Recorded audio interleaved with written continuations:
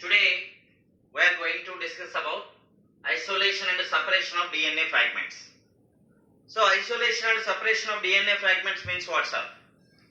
So when DNA fragments when exposed to REN,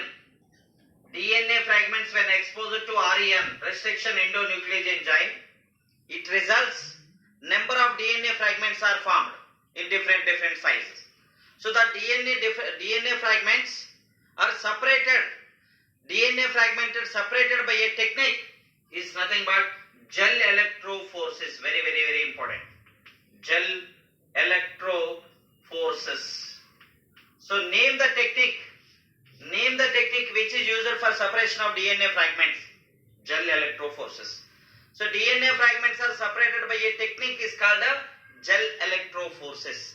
Very important. So DNA fragments area, negatively charged DNA fragments. Negatively charged DNA fragments then separated by forcing them. Separated by forcing them in agarose medium. Very in agarose medium under electric field. That is also very important. So DNA fragments are separated by a technique is called gel electrophorese. The DNA fragments are here separated based on size and then based on charge. Based on size and charge, DNA fragments are separated. So what medium is used for separating of DNA fragments are? The medium or matrix is used in this technique. Agarose gel. Agarose is a natural polymer which is extracted from seaweeds. You know very well. Agarose is a natural polymer. Agar is a medium. Agarose is a medium. So it is a nothing but natural polymer which is extracted from seaweeds. This is important information also. So negatively charged DNA molecules. These are the DNA bands. Negatively charged DNA molecules moves to anode side when forcing on them in agar medium under electric field. Based on that, the DNA fragments are separated. So then, here one more important thing here. A negatively charged DNA moves a positively charged anode. So DNA, these are DNA molecules. It moves the positive charge anode. This side cathode. DNA fragments are separate. So then, smaller fragments, smallest one. Smaller fragments are farther away to the wells. Means some distance. Smaller fragments are farther away to the wells towards anode side. That is also very important thing. DNA fragments. So I revise DNA fragments when exposed to REN, it results number of DNA fragments are formed. Then the DNA fragments are separated by a technique is called gel electrophorese. DNA fragments are separated based on their size and based on their charge in the medium or matrix is in gel electrophorese. The medium or matrix used in this technique, agarose medium. Agarose is nothing but natural polymer which is extracted from seaweeds. That is also very important. Then negatively charged DNA molecules moves to positively charged anode by forcing on them in agarose medium. So then negatively charged DNA molecules moves to anode side by sieving effect. The word important, sieving effect also. So negatively charged molecules moves to anode side from here to here by sieving effect in agar medium or agarose medium. So this totally technique works in under electric field. That is also one more important one. Then separated DNA fragments. How can we identify the sir? Separated DNA fragments are identified by visualized with ethidium bromide.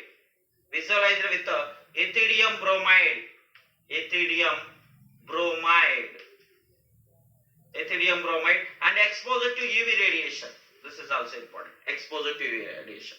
Then they got the bright orange color bands. These are all bright orange color bands. Separated DNA fragments. How can you identify the separated DNA fragments? Separated DNA fragments are identified by color, bright orange colors. So how can? So separated DNA fragments are exposed to ethidium bromide and stained with ethidium bromide and exposed to UV radiation. Then they got bright orange color. That indicates it is a separated DNA fragments. So these are all DNA fragments present in agar medium. Means agar is a solidifying agent. Some gel piece is also attached to these DNA fragments. So we need only desired DNA fragments. So desired DNA fragments are separated from gel piece through the process is elution. I'll give you elution. E-L-U-T-I-O-N. Elution. Name the technique. Name the technique or name the process which is used to separate the DNA fragment from the gel piece. Elution. After then separation of DNA fragment from gel piece, then desired DNA fragments integrated with vector to produce recombinant DNA process. That is generally a gel electrophoresis. So isolation and separation of DNA fragments by the technique is a gel electrophoresis. Even theory question, isolation and separation of DNA fragments, how isolation DNA fragments are separated? 5-mark question. Can you explain briefly with the diagram? Now I am going to revise. Then a separate DNA exposed to REN results number of DNA fragments are formed. The DNA fragments are separated by a technique, gel electrophoresis. In this technique, the medium mostly used agarose medium.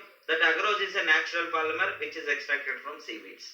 Then in this technique, the DNA fragments are separated by charge and size through the wells, pores. Negatively charged DNA molecules move to positively charged anode by forcing them under electric field. That is also important. Then a negatively charged DNA molecules when moved to anode side by sieving effect in agar medium. One more important. Then smallest fragments, DNA fragments, farther away to the wells. Mean near to anode side. That is one more important. Then separated DNA fragments are identified by staining with ethidium bromide solution and exposure to UV radiation. Then they got the bright orange color bands. Then bright orange color band means it is a separated DNA fragments. So these separated DNA fragment present in gel piece na. So some gel, agarose gel is attached to the DNA. So we need only desired DNA. So desired DNA separated from the gel piece by the process is a elution, chemical process. Then DNA fragments, desired DNA fragments used in integrated with the vector. Next for that process. This is nothing but gel electrophoresis. In this, sometimes identify the diagram. Gel electrophoresis, separation of DNA fragments. In this one, lane 2 to 4, digested DNA fragments. These are all digested DNA fragments. Lane 2 to 4. Lane 1, undigested DNA fragment. This is undigested DNA. Sometime question. In gel electrophoresis or above diagram, lane 1 consists of digested fragments. Lane 2 consists of undigested fragments. Both are concept wrong. So lane 1 consists of undigested. Lane 2 to 4 consists of digested. Smallest fragments are near to anode. Largest fragments are near to well. That is also important for. This is nothing but gel electrophoresis. Next technique we have told already. There is a tools involved in the recombinant DNA technology. First restriction engine, second DNA ligases, polymerases, vector. Now we are going to explain about vector. So vector, what is vector, sir? What is the use of vector? That is also important to see here. Vectors. Vector is nothing but, it's also DNA molecule. Vector is nothing but DNA molecule. Which carry the desired gene. Desired gene into host. host organism. That is nothing but vector. What's meant by cloning vector, sir? Cloning vector. Cloning vector. The vector which is used for cloning. The vector which is used for multiple of the desirable genes in the host organism is called the cloning vectors. So can you give some examples of cloning vectors, sir? I will give the examples of cloning vector. This is a plasmid. Plasmid. Then bacteriophage. Bacteriophage. These are cloning vectors. Still some are cosmids. Cosmids. Phasmids. Phasmids. Then cosmids to phasmids to TA plasmid. TA plasmid. Then PBR 322. PBR 322. Then BAC, bacterial artificial chromosome. YAC, yeast artificial chromosome. These are all are nothing but cloning vectors. Means based on requirement they are using different things. So among these two, plasmids and bacteriophages, these are the natural vectors. Natural vectors. Natural vectors. Plasmids and bacteriophages. These are all nothing but man-made, artificial vectors.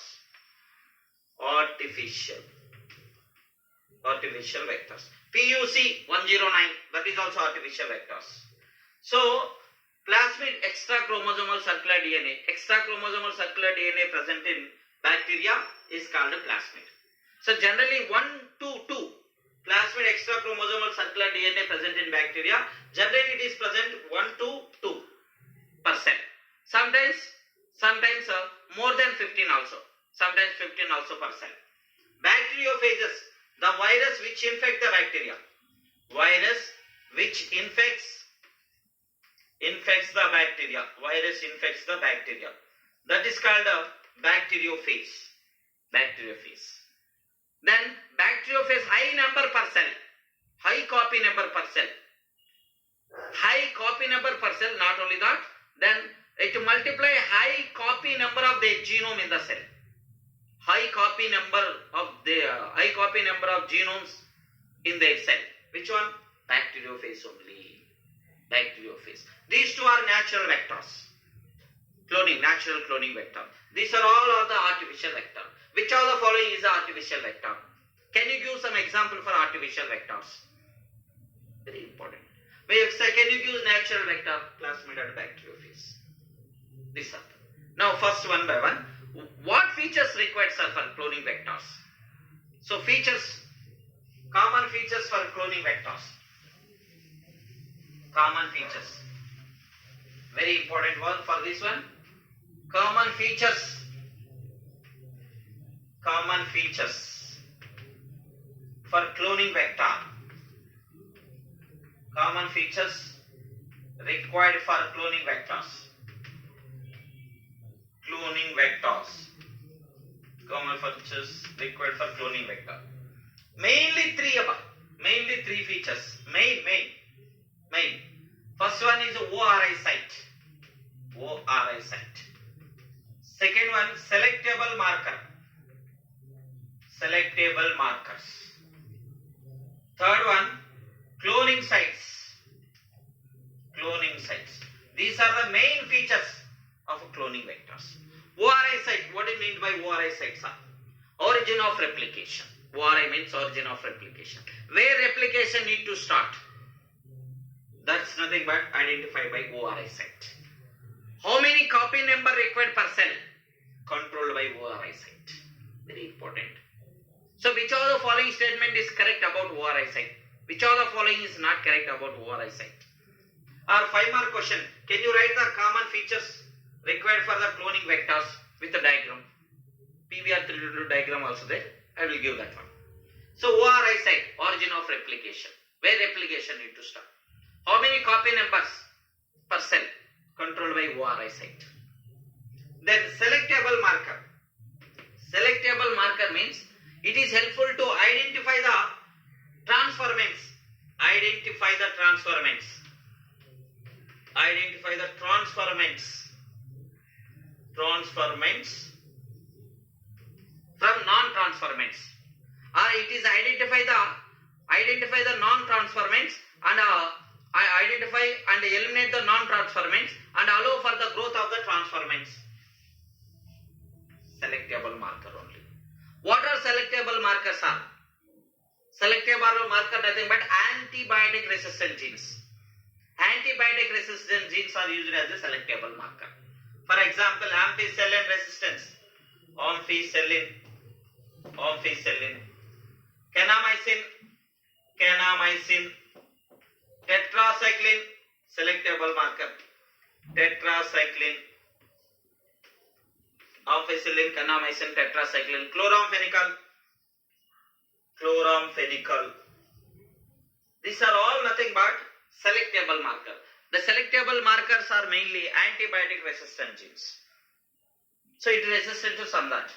For example, ampicillin resistant gene, kanamycin resistant gene, tetracycline resistant gene, chloramphenicol resistance.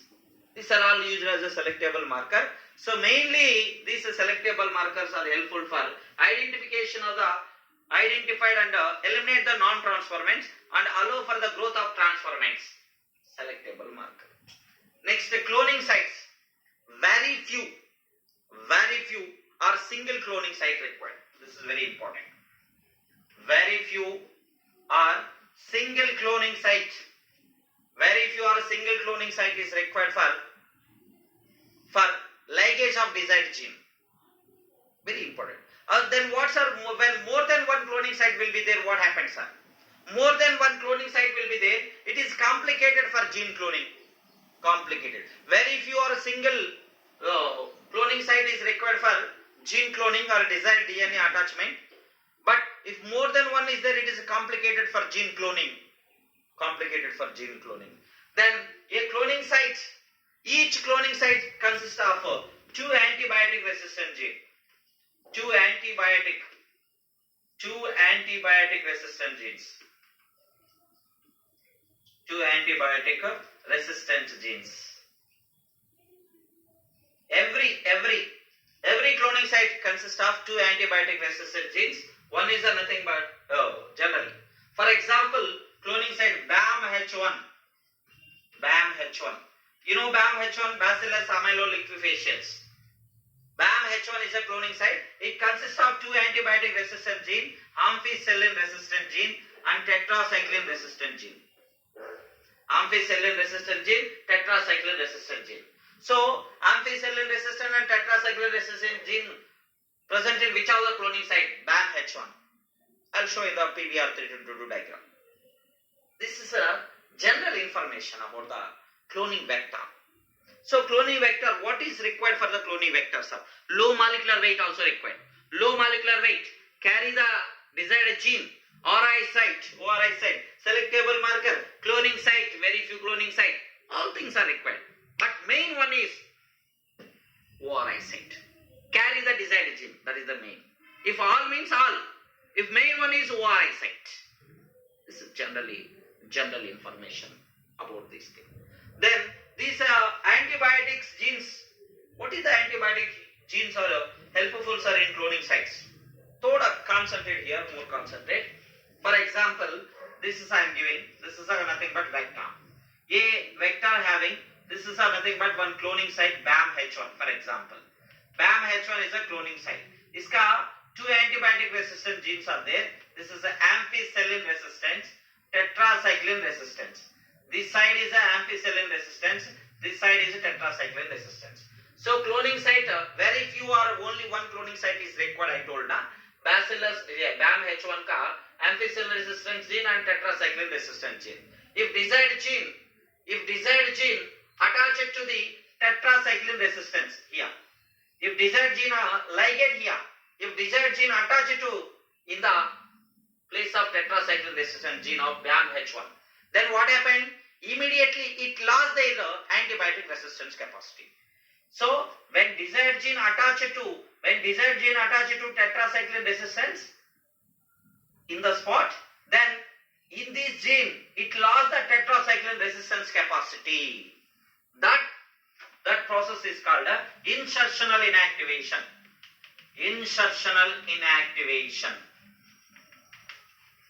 Define the insertional inactivation.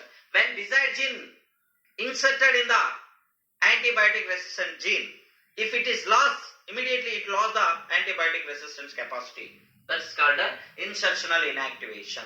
If desired gene or a DNA fragment inserted in the vector, then that position or that spot is inactivated. That's called insertional inactivation. So one cloning site, BAMH1, having two antibiotic resistant gene. So the desired gene inserted here, this tetracycline resistant is lost. That's called insertional inactivation. However, it lost the tetracycline resistance. Another antibiotic resistant gene, ampicillin resistant, is helpful for identifying the recombinant. Identify the recombinants on transformants. How, sir? How it is helpful, sir? For example, this is nothing but plasmid. Plasmid. So this plasmid, generally normal Escherichia coli,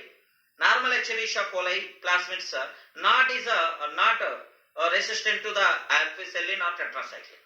Escherichia coli, normal Escherichia coli, normal E. coli cells, they are not resistant to the ampicillin antibiotic or tetracycline antibiotic. Means they didn't grow. That is one condition. Of course, then recombinant DNA. This is a recombinant DNA. Kaiku recombinant DNA, a DNA desired gene inserted here. Then it is called a recombinant DNA. Recombinant DNA. Then you see, this is nothing but recombinant DNA. Because a tetracycline resistant, the gene is inserted, then recombinant DNA. So this recombinant DNA, when it is transfer into the tetracycline plate, are they growing? No chance. They are not growing. Kaiku, they lost the tetracycline resistance. Of course, when they transfer into ampicillin plate, ampicillin antibiotic plate. So this is antibiotic. Antibiotic going to kill the bacteria. So ampicillin plate.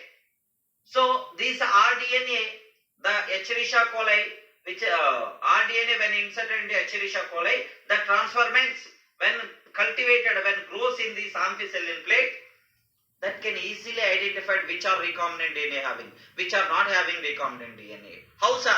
The Escherichia coli which are having rDNA, they are nicely growing in ampicillin plate. Kaiku, ampicillin resistance present in rDNA. Ampicillin resistant present in it. But they are Escherichia coli, they didn't grow in a tetracycline plate. They are growing in only ampicillin plate. That are our transformants which are having rDNA. The ampicillin plate only. But the rDNA transformants, they are not growing in tetracycline plate. Kaiku, they lost the tetracycline. So based on this condition, ampicillin resistance is helpful for identify the recombinants. If no insertion, this plasmid is can grows in. If no insertion in this plasmid, when transferred into E. coli, this one is grows in ampicillin plate and a tetracycline plate, both plates.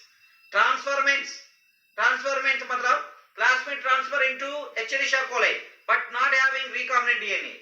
Means no insertion of plasmid. They are resistant to ampicillin, resistant to tetracycline. They are growing in both a ampicillin plate and a tetracycline plate. But whether they are having recombinant DNA, desired gene inserted in tetracycline place, that capacity is lost. This one is still alive. Then these rDNA cells are grows in only ampicillin plate, not grows in a tetracycline plate. If no insertion, they grows in both plates. If insertion there at the place of tetracycline, they grows in only ampicillin plate. By this way, we can identify that recombinant DNA easily. So selectable markers, how identify the recombinant DNA means by this process, insertional inactivations, by using two antibiotic plates, ampicillin, tetracycline.